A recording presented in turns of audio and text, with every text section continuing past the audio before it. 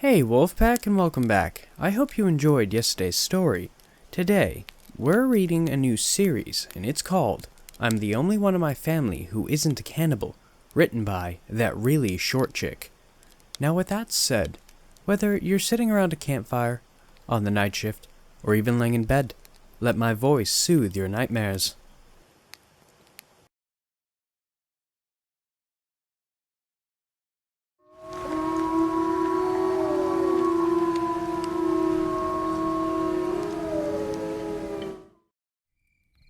Let me introduce myself. My name is Angelica, and I'd rather not tell you my true last name. Just call me Angie Weathers. I always liked that last name anyway, and all my family calls me Angie. I'm 16. I live in a very small farming community called Olive Grove. I won't tell you exactly where that is either, but it is in the southern United States. Not much happens here, and the only thing that there is to do for teens is go to school. Where I do live in the south, sadly, we do not tip cows in our spare time like they do in the movies, sorry. Nobody really knows who my family is, simply because we live such a secluded life. I have a few other siblings, even nieces and nephews, but we never really leave the farm because we've always been homeschooled. The only thing the town really knows is that we run the best pig farm in our region, and the rumors they create don't even begin to come close to what really happens. On a regular day, I usually go help around the farm with the animals. I milk the cows and the goats, and I feed the few cats and dogs that we have for catching mice. The only animals I try not to help out with are the pigs. That's usually what my brother does, but our dad decided today would be a good day to force me to do it. Angelica! I open my eyes and groan at my mom yelling at me for the third time. Get out of bed and come down here! Your father said you need to feed the pigs! I swing my legs over the bed and stretch my arms all the way above my head. I really hated feeding the pigs because it always made me feel very dirty afterwards. I had thrown a fit about it for years, but my father finally put a stop to it last night when he said I was either going to feed the pigs or be fed to the pigs. To avoid being pig feed, I get ready in a hurry and run down there. My brother is already waiting with the bucket. Took you long enough, he says, while looking at me with a long look of shame on his face. Not all of us are twisted individuals, Elijah, I said, while snatching the bucket away from him. I quickly regret snatching it when I almost spill the contents of the bucket on my legs. He snickers at my look of disgust as I put on the latex gloves I brought from the house. Make sure you don't waste it. Took Dad a whole while to fatten up old Betty for them. I was hoping we'd have her for ourselves, but you know how Dad is. The other scraps are on the table in the barn. He salutes me and then walks back towards the house.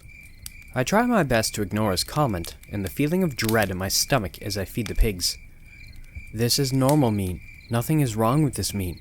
It's just normal food for the pigs. I repeat this mantra over and over to try and calm myself down, but my hands get so shaky that I almost spill the bucket on my legs again. I stop for a second, take a deep breath, and chuck the whole bucket in. I watch as the pigs fight over the scraps, and then I quickly run to the water hose to scrub my hands. I douse them in some Dawn dish soap I grabbed earlier from the house, and I practically scrub the top layer of skin on my hands and arms off. I forgot to mention that feeding the pigs is a two-part job, but I find the second part way more enjoyable. I actually try to do this part as often as I can, but my brother tends to be stingy with it. My dad also found it unfair that I refused to feed the pigs, but begged to do this. But, as I told my brother, not everyone in the family is a sick and twisted individual. I walk deeper inside the barn, towards the back, and move aside the hay covering the door and the floor. I grab the plates of leftover dinner scraps my brother left on the table and head down the steep stairs. I am instantly greeted by muffled yells, and I yell a greeting towards the makeshift chain-linked cells against the right wall. There are 3 on the right wall, and 2 on the wall directly in front of the stairs. The room is longer than it is wide. Hey guys, it's just me. I wanted to bring you some good stuff this time, but I'm sorry it's only scraps. I turn on the overhead light and look at the faces staring back at me from their cells. 3 out of 5 cages full. Alex is on the left. He's 23, and he's been here almost 8 months. In the right cell is Miss Cora. I call her Miss because she's old enough to be my grandma, and she's the sweetest old black woman I've ever met. She's been here the longest at about 11 months.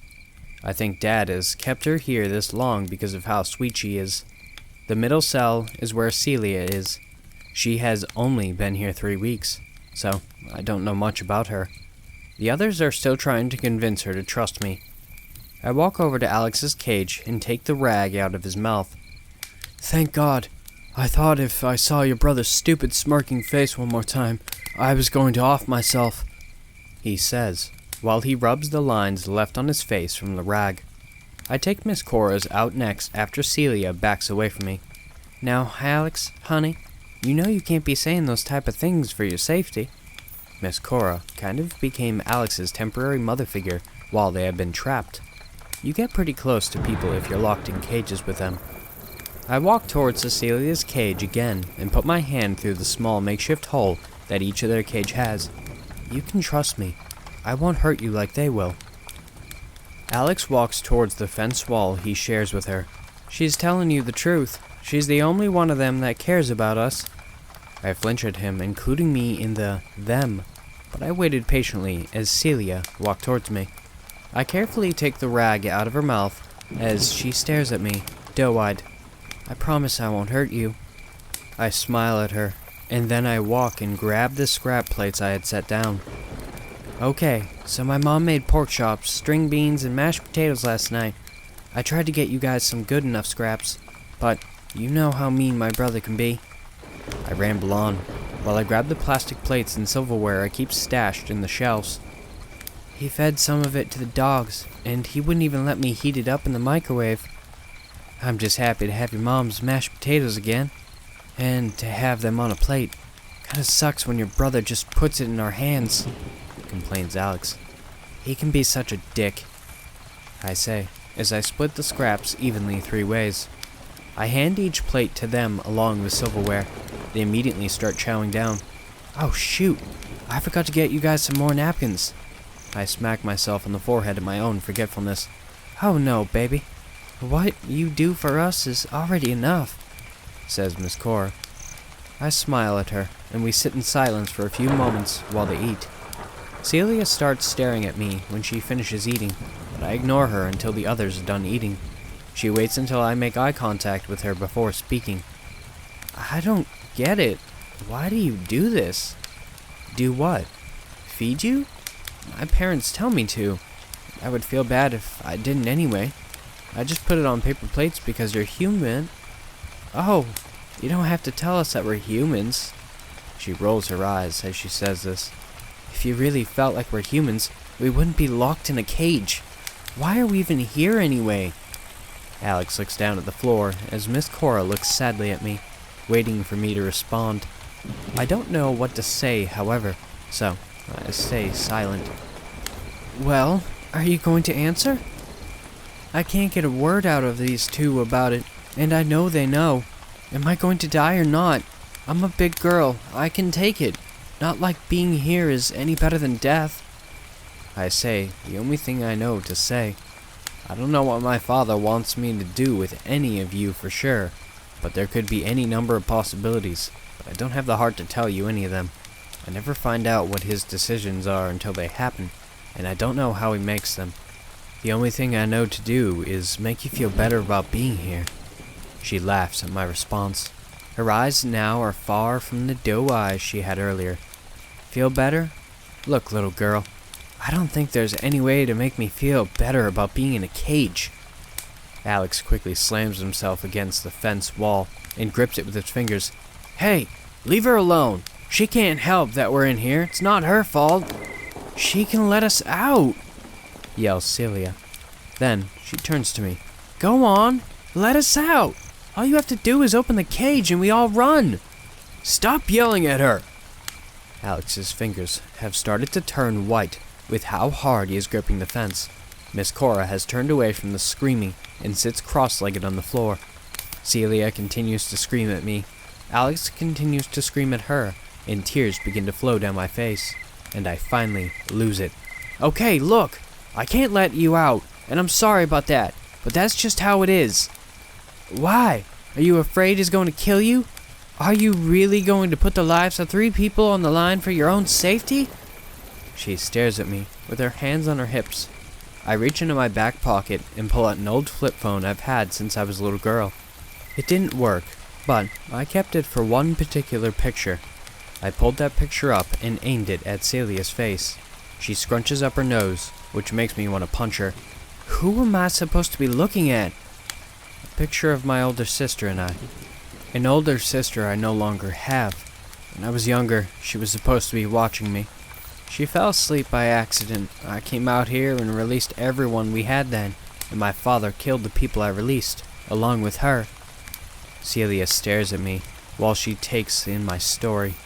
I can see some sort of remorse in her for a split second, but then she goes back to scowling. If I hadn't come out here and released all those people, I wouldn't have lost my best friend. I motion towards Alex and Miss Cora. And now, they're my best friends. I'm not releasing anyone until I know for sure that I can get them out safely, and that especially goes for them. Alex and Miss Cora smile sadly at me, and Celia just scowls as she sits down in the dirt. I begin to gather my stuff to leave. Alex and Miss Cora put their rags back in their mouth, and I scowl back at Celia until she follows suit. I shut off the light and walk back up towards the stairs into the real world. Someday, I'll be able to set the people I love free, but until then, I have to try and keep them alive.